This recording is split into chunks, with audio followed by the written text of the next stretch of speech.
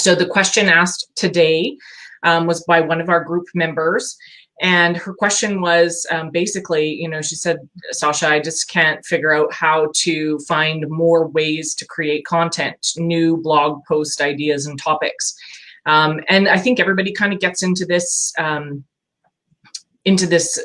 thought that I'm running out of ideas, or I'm not sure what my next idea should be. And sometimes you'll get one idea and then what follows with that is 100 other ideas. So sometimes it just takes a little bit of a spark. So I thought today I would answer that question.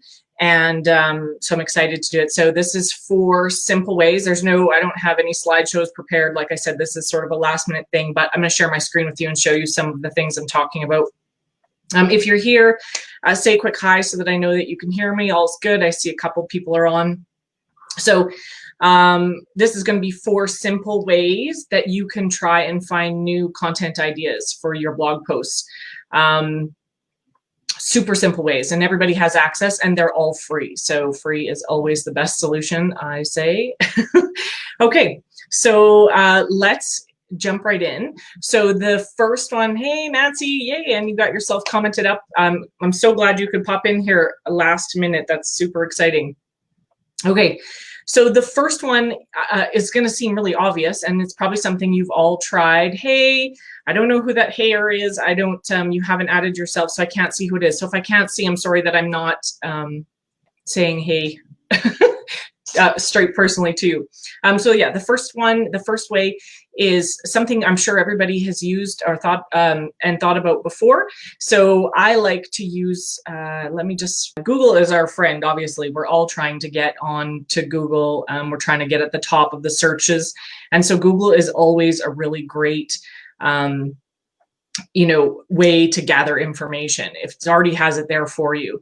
So when you go to Google, and you've probably already all tried this before, so I'm just going to pick a search term to use for this entire training session. I'm going to use sewing, but you would want to pick one that obviously has something to do with your niche and some keywords that appeal to your audience.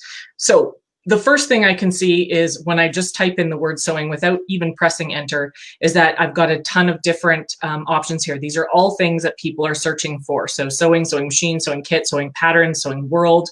That's probably an actual store.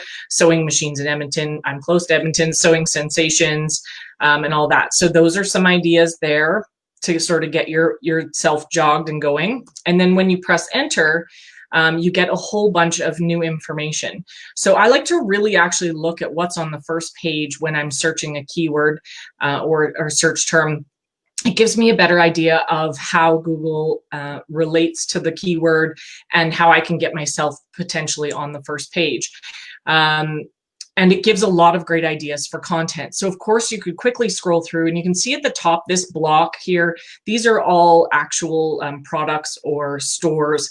And that makes sense because people usually, when they're looking for sewing, they're usually buying something, a sewing machine or fabric or that kind of stuff. But the gold in where you're trying to find some content is here, where people also ask. So what does sewing mean? What is a sewing person called? How do I get started sewing? Can you make money sewing? Those are some all great ideas. And then I like to just kind of have a look and see what other people are writing about when it comes to sewing. This section here I think is really interesting. And because sewing is such a hands-on thing, I think Google is obviously doing some preferential treatment and putting higher on the list people that have videos about sewing. So if you have some kind of, if your audience, your niche, what you're writing about, your content has to do with hands-on, videos are a great way to get yourself up faster in the search rankings. And of course you can, cross-reference back to your blog post. So that's helpful for traffic as well. So I kind of just quickly scroll through and see what other people are writing about.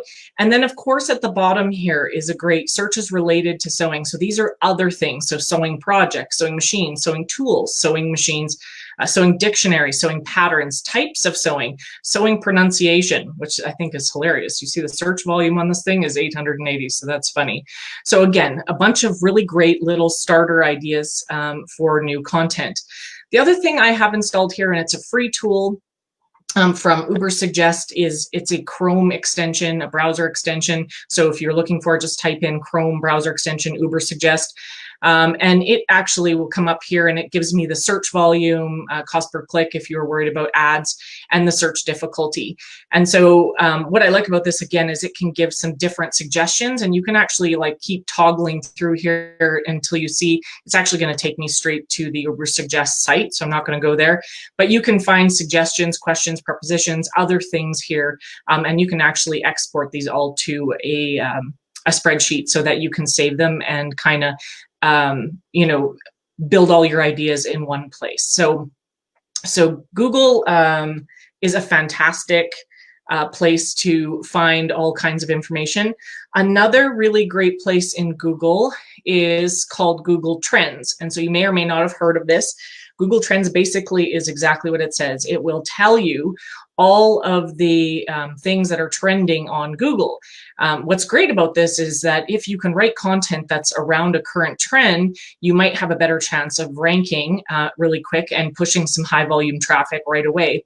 The only sort of down point is that usually if it's trending, it means that it's not probably going to be evergreen content. So for instance, in this case, we can just look as a general idea of what the top trends are here. If we scroll down, obviously the US election. So if you wrote a story around and tried to merge it, so I'm not sure how sewing and the US elections would go together exactly, you know, maybe how to sew American flag, I don't know. But obviously, if you're talking about the election, it's something that is going to go stale relatively fast because the election, you know, is come and gone now. Well, who knows, it might stick around. Coronavirus, obviously, Halloween, and then it's got some recently trending stuff. So, you know, Alex Trebek is the top, so sad that he's gone today. But it's got all kinds of trending searches. And so if you can try to fit in your content with one of these trending searches, that can kind of help you. So it can give you an idea. You can actually go back in years. And if you wanted to just see how your search term is trending, so I'm going to type in the search term sewing, and we're going to see what comes up. And okay. And you can compare different search terms and see how they're trending. So, you know, you might have sewing and then compare that to handmade items or something, or stitching or crafting or whatever, to see maybe what is better in terms of trending. And so you can see here in the past 12 months in the United States, you know, pretty was a pretty consistent, pretty, you know, bare interest. And you see this peak. And now, of course, what's this all about? This is about people getting into sewing and selling masks. So I would suspect that that's where this trend had a bit of a spike. And then it'll tell you where the interest is. But down here, this is where you can kind of get into some more additional ideas on some topics. So here we've got, you know, how to make a mask, sewing a face mask. So just like I had thought, that trend, and these are all breakout. It means they're new and they're trending fast and on the rise. But you can scroll through and see what else other queries that people are asking for: mask templates, how to make a mask without a sewing machine. These are all mask related, so I'm not really surprised. But you can also scroll through the other topics. You know, here's, let's just see here. So how to make a pleat. So it's up 60%. And again, people are putting pleats into face masks. So even if you aren't doing a post, if you're a sewer and you're not doing a post on face masks, you could talk about pleats, and it might get you up higher into the search history, because you're talking about pleats and it's highly searched. So Google Trends is a fantastic way to find something that's going fast. But again, keep in mind that if you really stick to the trend itself rather than the topic, you could be, you know, in a space where it's not an evergreen content situation. And so you're either having to go and update it, or maybe even pull it off your site when it's not relevant. So that is something to think about. Just going to pop in here and see if there's any questions. Hey, Trace. Hey, Keisha. Hey, Mima. Welcome, everybody. So glad that you could make it. I'm sorry this was such a late thing. Anyway, I thought it's super fun. Okay. So that is using Google. The next thing is we're going to actually go to Facebook groups. Now, what happened here? Okay, here we are. Sorry, everybody's just telling me that nothing's working. Okay, so Facebook groups is a powerful place to find new content. And I just joined this sewing group. I actually used to be a sewer. I used to sew skating costumes for a living. I had a business. And so I'm familiar with the sewing industry. And so I joined this group. And so if you, it doesn't matter what niche you have, Facebook has groups for every kind of niche imaginable. Like I'm part of an RV group. We're part of an Instant Pot group. You know, obviously I'm joined tons of entrepreneur groups and blogging groups and whatever. So it doesn't matter what your niche is, your whatever it is, there's a group there for you. And now if you're lucky enough to have a niche that doesn't have a group, start your own group because it is a content mine. You know, some of you probably are familiar with Blogging Babes Collective. That's my blogging group. I find tons of content there every single day because people are asking questions. And this is where it's a really great place to find information. So just as an example, so this is the sewing group. They just said, yeah, like to me today, there's 81,000 members. So try and find groups that have a pretty good volume of people. You don't want ones that are spammy, but you want to find a lot of people because you'll get a lot of questions. And just from quickly scrolling through, I could find a couple of things. So let's see here. So even just in what people are commenting on. So they're saying this pattern was easy enough to follow, but I wouldn't recommend using this fabric. So you could certainly say, write a post on the best fabrics to use when sewing this particular pattern, whatever it might have been. Looks like a sweatshirt or a sleep shirt or something. This one's cute. So a pouch for my lady products. So how to make, pouches to be discreet or something. These are people looking for patterns. What else? I knew there was another good one here. Okay, here. So this person wanted a sewing table. So again, this is a good opportunity for affiliate sales. So where should I start looking and what features are must-haves for sewing tables? And sewing tables are a big investment. If you've ever sewn, you know that it takes a lot of space, and it's really great if you can be organized and you have something, a sewing table that you can drop your sewing machine in so that it's level with the table. And so this is a great opportunity. So what are the best features to look for in sewing tables, or where can I find those? And, I probably have them on Amazon. So if you're an Amazon associate, you can add links to that. So that's a really great piece of content. Can you guys recommend me a good YouTube channel or course that's inclusive of sewing learning? Again, so the 5 best YouTube channels to learn how to sew for beginners. It's just a content mine. It's a gold mine. So you just have to go through and start finding it. So like I said, just as a new member of this group, I've never posted anything in here. And already I found a ton of pieces of content that I can use. So that's Facebook groups. Again, if you don't find a Facebook group in your niche, you should start one, because there's likely other people out there that are interested in the same things as you, and you're going to find yourself and you have access to tons of content right there. So that's fantastic. Any questions about using Facebook groups? I'm just going to jump back and forth to my phone. Hopefully it won't die. Okay, I don't see any questions. We'll keep going. Okay, number 3. So holiday and event planners. So obviously there's tons of holidays and events. You can get ones. I've seen, these graphics with the oddest events, like today is National ice cream day, and tomorrow is donut day, and whatever. So, you can take advantage of not just holidays and those kind of holidays, but you can take advantage of events. And again, these are something that aren't necessarily going to stay evergreen all year long, but they're certainly something that you can create and then keep on a calendar, some kind of a content calendar, so that each year, just before that event, you can go back to it and start promoting it, make a few new pins, push it around on some Facebook groups, share it out to the world, so that it's at the right time. Now, the thing about holiday, not so much events, so those little weird days, but holiday content is that you want to prepare for those 2 to 3 months in advance. And so right now, and I did find this really cool little, I think it was calendarlabs.com.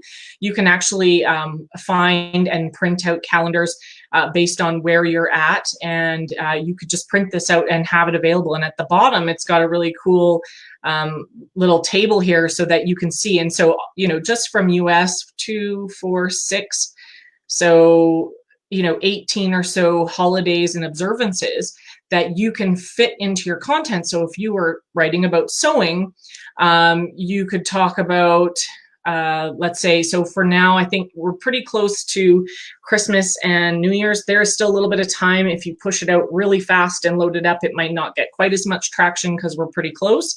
But you could definitely be focusing on Valentine's Day. So, you know, how to make cute Valentine's Day gifts with sewing gifts or something through sewing. Christmas for me a few years ago, well, quite a few years ago now, I used to take my kids and we would make holiday crafts every year. And one year we made rice bags. So, you know, you could write a post on quick and easy. I think they were so fast. I mean, it was literally a rectangle that we stuffed with rice and we made another rectangle to put on top so it had a washable cover. But quick and easy holiday gifts you can make with the kids sewing. My kids were too little to sew, so I did all the hard part. But anyways, you got the point. So you can take advantage of each of these holidays. And then the best part is you set them up on a schedule, set yourself a reminder so that even though you're creating it now, you know, you might create a Christmas post or a New Year's post now, might not get much traction, but next year in October, you get a reminder and you're like, hey, I need to set some new, you know, put some new images up here, make a few new pins and push that around. And, you know, then you have that content. It's not evergreen, but it's evergreen because you can use it all of the time. So this is a great little calendar place. They do all kinds of calendars actually, and for everywhere. So this is a US one, but they have all different kinds of countries. So you could acknowledge different countries if you're writing in a different language, which is super, super cool. Okay, so calendars. And the last one is actually super awesome. It's called Answer the Public. And if you haven't been to Answer the Public, this is so much fun. This guy is super creepy, but it's super fun.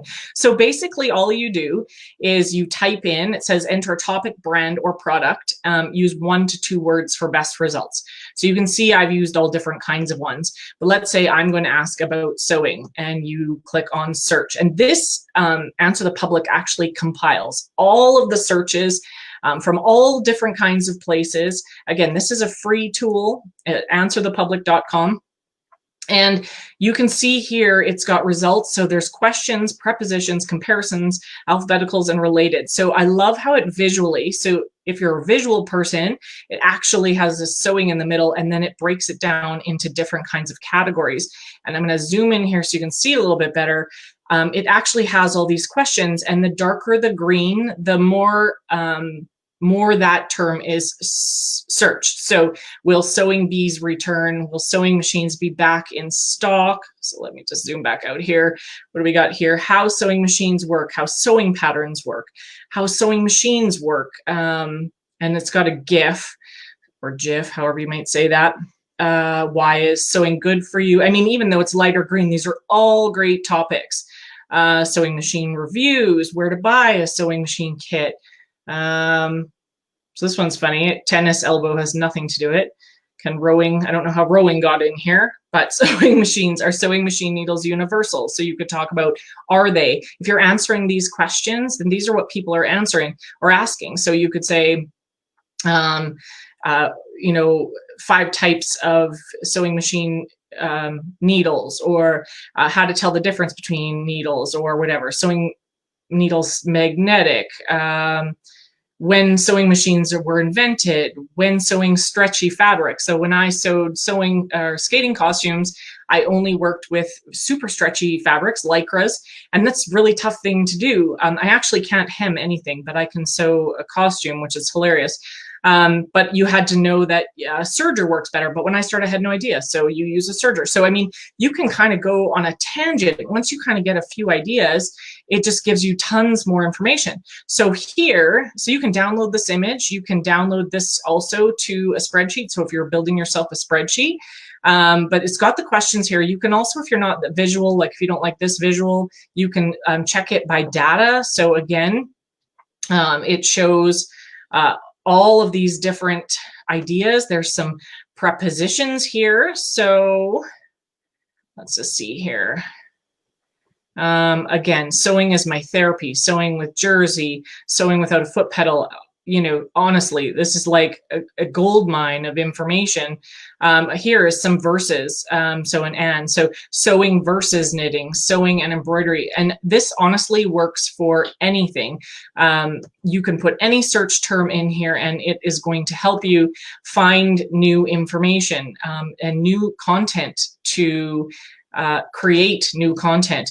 Here's some related things: sewing patterns, sewing kits, sewing bees, sewing patterns, sewing boxes.